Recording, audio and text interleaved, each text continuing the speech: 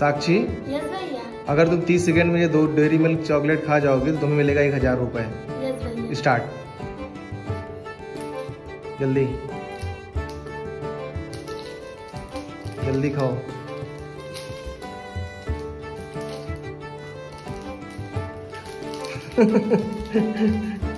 और जल्दी, 15 सेकेंड।